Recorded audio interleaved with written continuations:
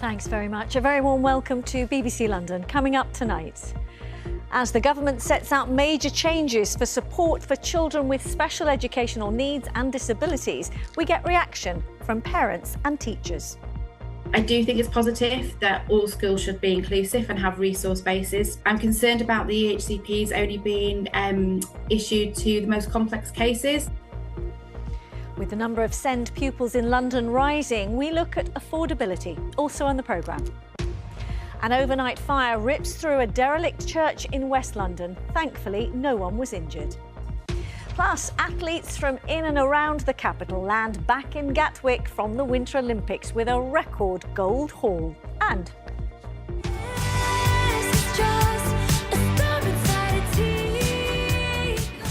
why has Croydon become so cool for filming as Taylor Swift becomes the latest star to shoot there?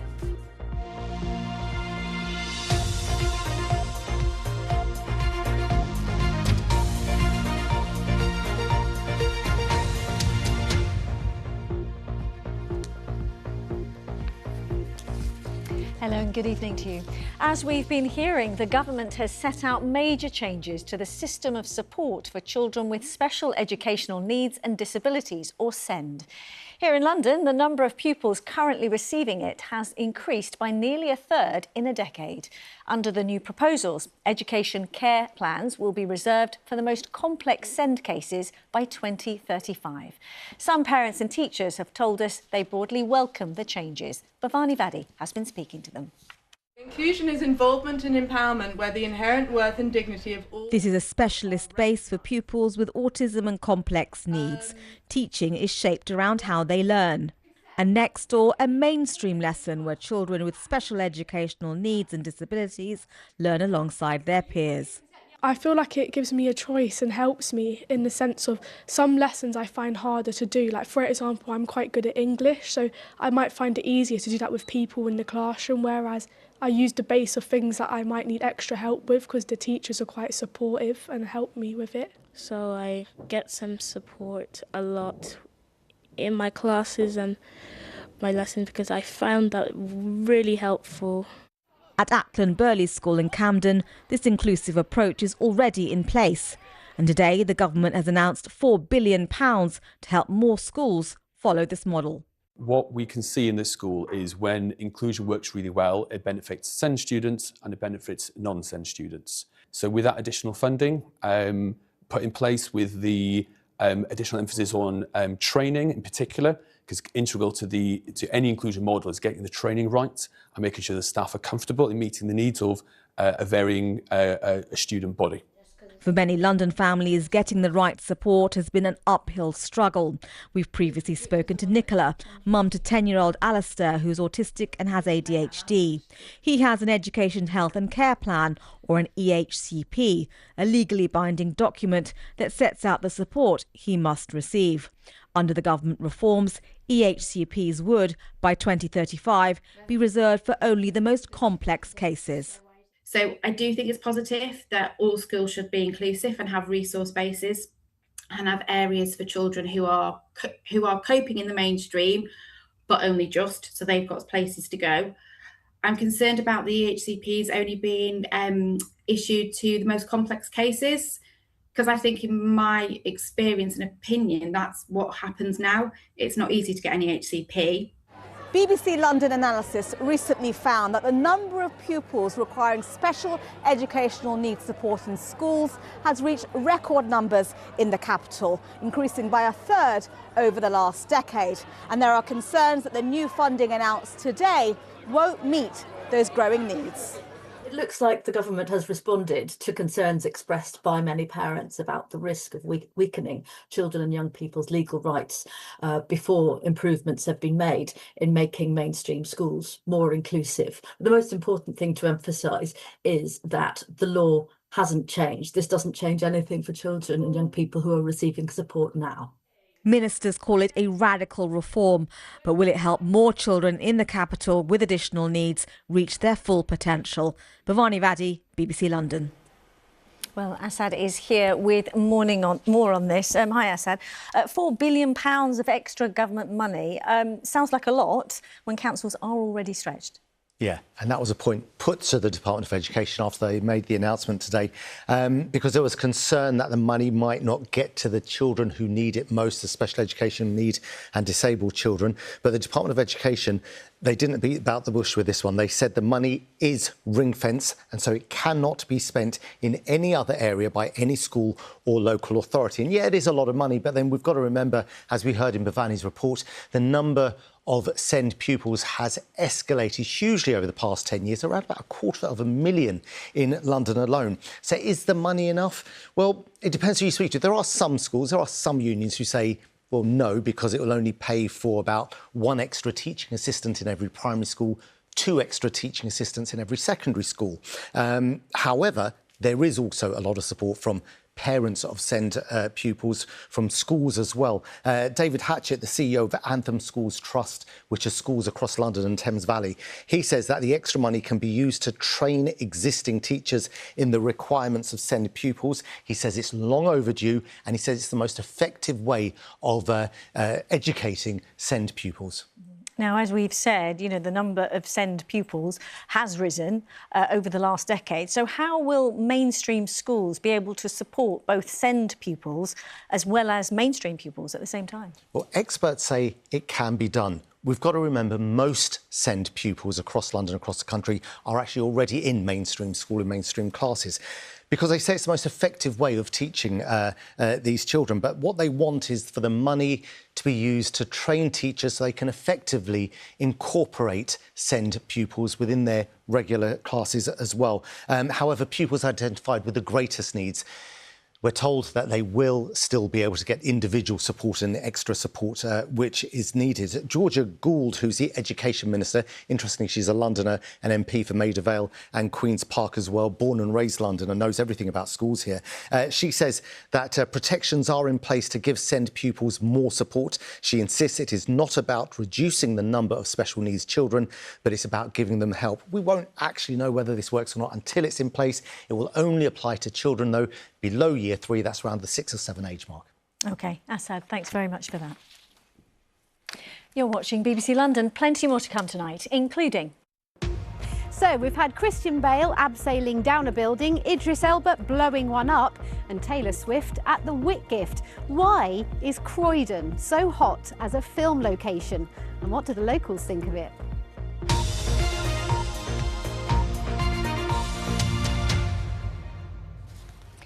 An investigation is underway after an overnight fire ripped through a disused church in West London.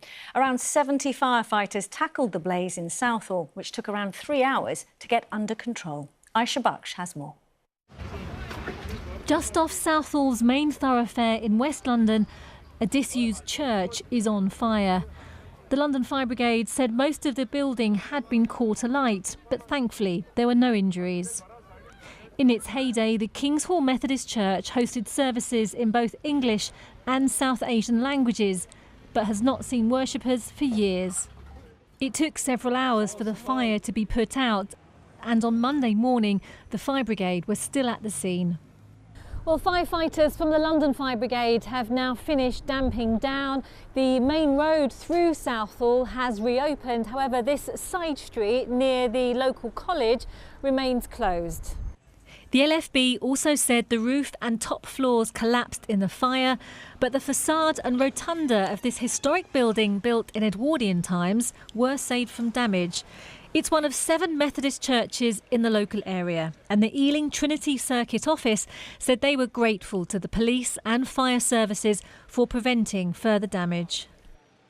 The fire brigade confirmed the building has now been declared structurally unsafe by the local authority, but there is no risk to surrounding properties. The cause of the fire is being investigated. Aisha Baksh, BBC London.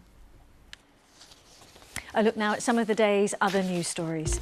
A mother and father have been charged with the murder of their 3-month-old son after emergency services were called to their home on Kingsway in North Finchley in January. The child, referred to by the Metropolitan Police as Baby A, died in hospital on the 17th of February.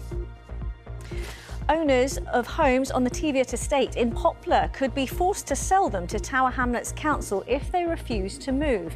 Councillors have agreed that the Town Hall can use its powers to buy the homes so that the estate's regeneration can go ahead. The Health Secretary has led tributes after the death of the founder of a leading HIV charity. Martin Butler co-founded the Terence Higgins Trust in London in 1982 after the death of his friend Terry, who was the first named person to die from an AIDS-related illness in the UK. And London Overground users are being urged to plan ahead this week if they use the Windrush line due to a strike by signallers and telecom staff. The RMT union says its members will walk out on Thursday for 24 hours in a dispute over pay and conditions. We know that how to solve the housing crisis is one of the biggest challenges facing us here in the capital. Now, a group of businesses, councils and charities is calling on the government to launch a national strategy to help use empty properties.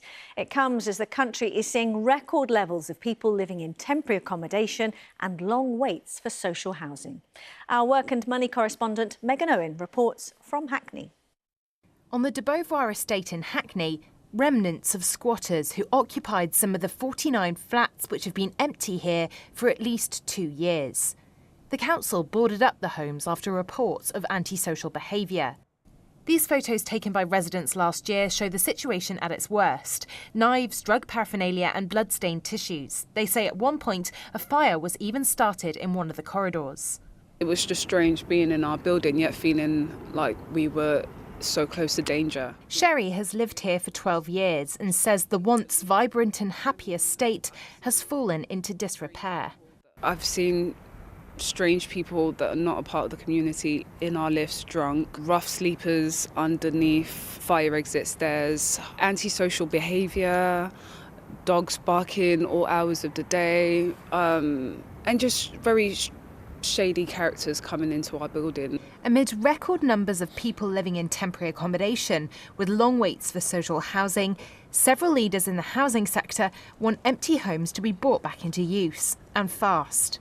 Organisations including The Big Issue, Shelter, Women's Aid and Residents have sent a letter to the Housing Minister, seen by the BBC, calling for a national strategy, as more than 1 million properties in England stand unoccupied and 160,000 of those in London. They want to see things including rewards for empty homes interventions and more council enforcement powers.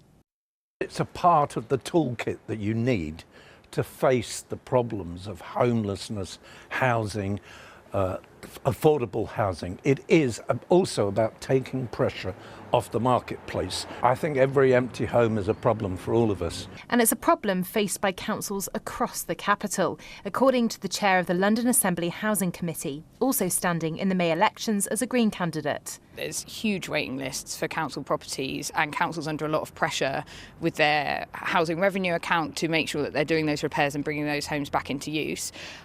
We do know that there is a lot of estates, there's 137 estates marked up for regeneration, so it's likely that some of those empty council homes will be as part of those estates with people not really knowing what's happening in their communities. We're going to build, baby, build to give this country the home. The Housing Secretary Steve Reed has made no secret of his plans to address the country's housing crisis by building 1.5 million new homes.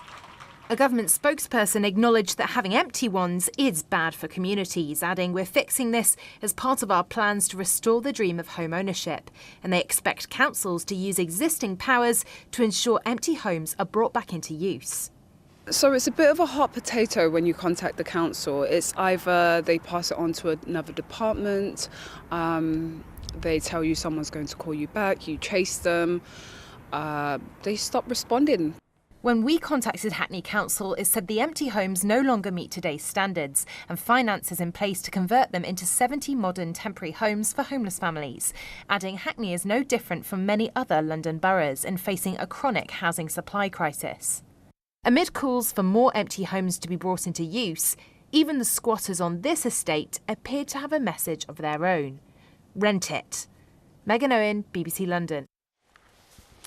Now, a man who was using a lift at London Bridge Station has told BBC London how after getting stuck in a lift with his assistance dog, he ended up calling London Fire Brigade to be rescued. Nathan Rollinson, who uses a wheelchair, has been sharing his experience with our reporter, Bryony Williams.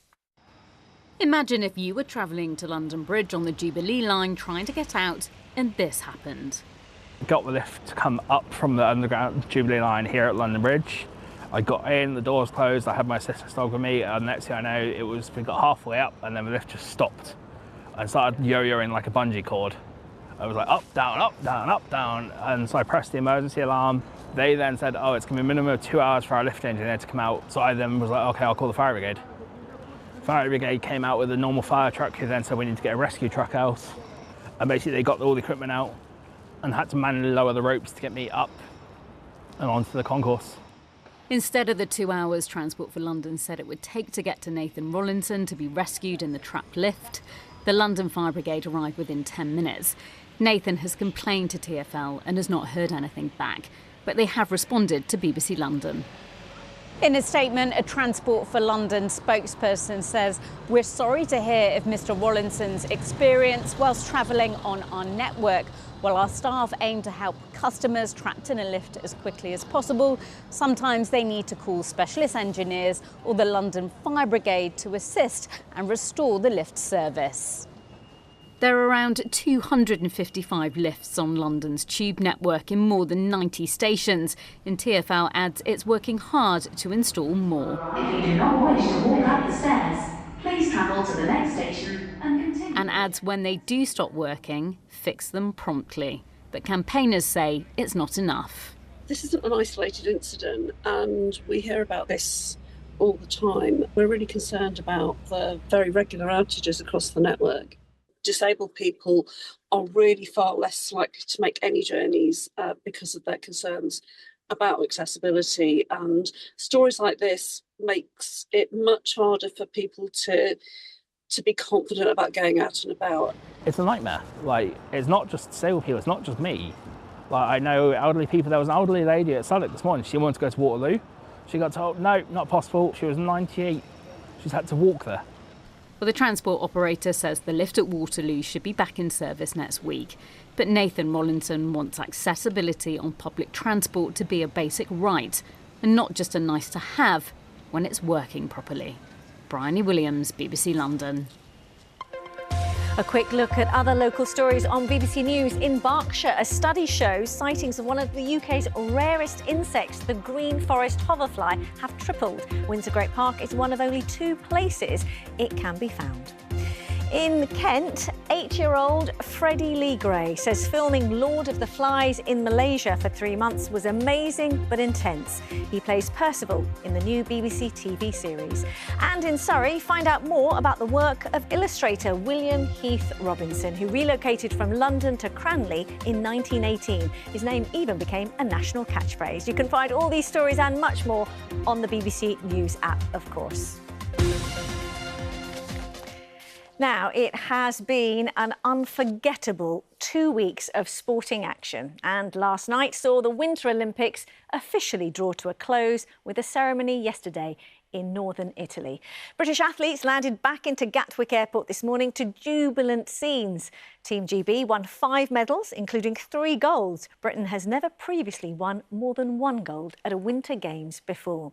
And many of the standout stars hail from London and the South East. Our reporter Matt Graveling was there at the airport to meet them. Just moments after walking through Gatwick Airport's South Terminal, Team GB have come here to this hotel for a little bit of food and drink and relaxation with their nearest and dearest. And among those who came through the airport was the now double gold medal winning skeleton racer, Matt Weston. I've very much been within the Olympic bubble, and now I'm sort of coming out of it and sort of starting to realise how much of an impact that skeleton and the Winter Olympics has had on the nation. So I'm kind of really excited to see where that goes. Before taking up the skeleton, Matt Weston actually played rugby and also competed in taekwondo, but it was a talent ID scheme which saw him switch to skeleton. And it was the same for his partner and fellow gold medalist, Tabby Stoker, who before throwing herself down a track, actually was a circus performer.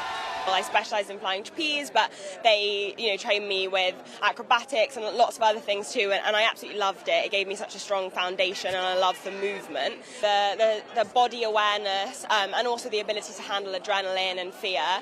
In total, Team GB came back from Italy with 5 medals, 3 of them gold, 1 silver and 1 bronze. And another of the gold medalists is Charlotte Banks, who along with her partner, Hugh Nightingale, took the top prize in the mixed snowboard. We had that aim to go for gold. I mean, we had that medal and, Hugh had ridden so well that I couldn't just let the French go in front. And I also knew that Mickey was behind, so had to give it to the end. But once I made that pass, I was a bit more confident, and I was just like, yeah, we have to bring this one home, really.